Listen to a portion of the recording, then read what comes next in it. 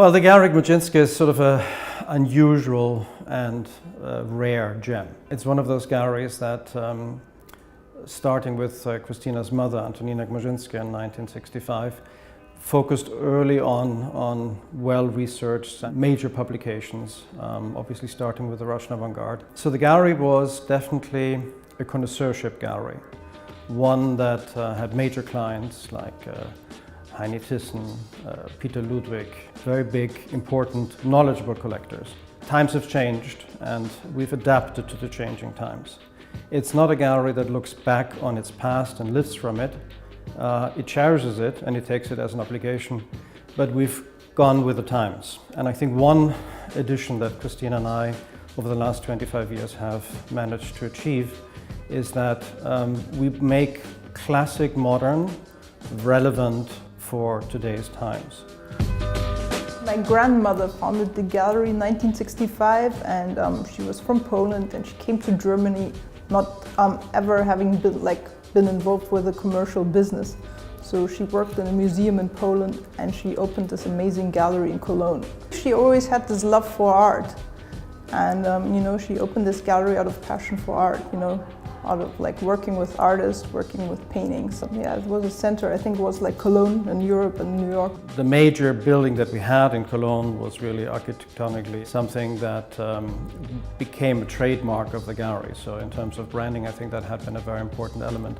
However, the times changed in Cologne, and I think having a gallery which wants to invite visitors and wants to have an active exchange meant to be in a situation and in a location where people would come and visit. And that was decreasingly the case in Cologne. So when we decided to move, as we've had always very, very strong ties to Switzerland, and as we had opened the gallery in Zug in '93, it became the more logical choice for us. It has increased the visitors tremendously that we have at the gallery now since our location on Paradeplatz. And the nice part was that we chose a building that has a particular history with the art world. And it's an amazing building, and it was actually the building where there was the first Dada show in the 20s. The central square, it's opposite, the central, UBS and Credit Suisse, and we're next to this iconic chocolate shop called Sprüngli. It's an historic building, but the gallery itself inside is quite clean, clean lines. So I think Switzerland has a big history of having great galleries.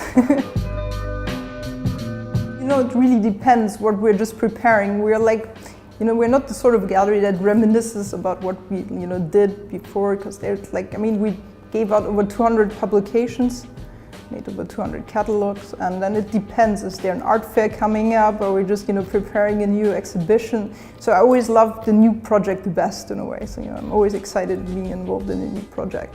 Well, we kicked it off with a show at Art Basel, Miami Beach, where we put together absolutely extraordinary masterpieces in a very unusual setting. And that reflects again a little bit the understanding of the gallery and the programming for this year's anniversary. The title of the show was A Child Could Have Done That, which is, ask any gallerist that shows an art fair, a question that comes up at least twice a day. So if you take that and you turn it around and you say, well, yes, but look at it. And why is it relevant? And then you take that together with a contemporary legend like Baz Luhrmann, and you put it in a historic, contemporary, today relevant context. You get people to look. I'll never forget that we had this occurrence once that we had an incredible show of various works by Picasso, Matisse, together with Schwitters and Arp. And being known as the Gallery for Russian Avant-Garde, someone came to the booth and was turning to his friend and said, you see, lovely Russian avant-garde they're having here. So very often people don't look, they think they look, they think they know. So the focus for the 50th anniversary is to make look again.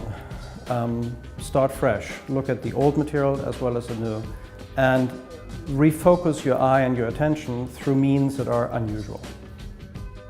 I think it's a great honor to have 3 women working, and it's my mother gives me great freedom, we can work on different projects together or separately, and I think the gallery is really involved. When my mother took over the gallery, a lot of post-war work, the Yves Klein estate and David Smith and you know, artists like that. And I've like worked with some contemporary artists, so I think the gallery is always evolving. It's something that's alive and it's exciting, and so I think it's great to work with your family.